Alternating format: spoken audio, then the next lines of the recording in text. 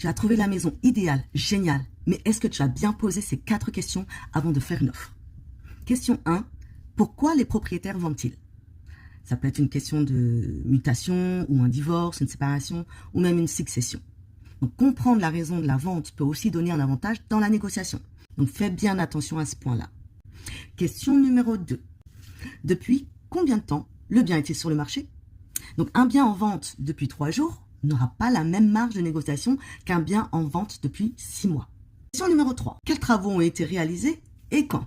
Comme la toiture, le chauffage, l'isolation, l'électricité, la salle de bain, la plomberie, etc. Les gros travaux, ils peuvent représenter vraiment beaucoup, comme plusieurs dizaines de milliers d'euros. Donc regarde bien tous ces points-là. Question numéro 4. Quel est le montant des charges réelles? La taxe foncière, l'énergie pour se chauffer, les charges de copropriété. Le coût d'achat n'est qu'une partie de l'équation, car des frais de copropriété peuvent vraiment être élevés selon l'immeuble. Personnellement, c'est pour cette raison que je préfère une maison individuelle. Je reste libre et maîtresse dans mon budget. Ces 4 questions, il faut absolument pas les négliger. Une visite, elle sert pas seulement à vérifier si tu aimes la maison, elle sert surtout à vérifier si la maison correspond à ton projet et à ton budget.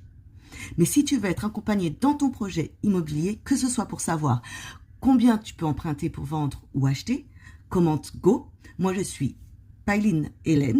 Tu as trouvé la maison idéale, géniale, mais est-ce que tu as bien posé ces 4 questions avant de faire une offre? Question 1. Pourquoi les propriétaires vendent-ils? Ça peut être une question de mutation, ou un divorce, une séparation, ou même une succession.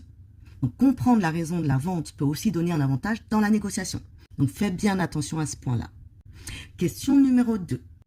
Depuis combien de temps le bien est-il sur le marché? Donc un bien en vente depuis 3 jours n'aura pas la même marge de négociation qu'un bien en vente depuis 6 mois. Question numéro 3. Quels travaux ont été réalisés et quand? Comme la toiture, le chauffage, l'isolation, l'électricité, la salle de bain, la plomberie, etc. Les gros travaux, ils peuvent représenter vraiment beaucoup, comme plusieurs dizaines de milliers d'euros. Donc regarde bien tous ces points-là. Question numéro 4. Quel est le montant des charges réelles? La taxe foncière, l'énergie pour se chauffer, les charges de copropriété.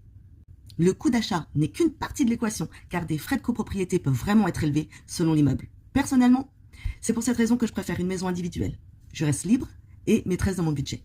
Ces 4 questions, il faut absolument pas les négliger. Une visite, elle sert pas seulement à vérifier si tu aimes la maison, elle sert surtout à vérifier si la maison correspond à ton projet et à ton budget. Mais si tu veux être accompagné dans ton projet immobilier, que ce soit pour savoir combien tu peux emprunter pour vendre ou acheter, commente Go. Moi, je suis Pailine Hélène.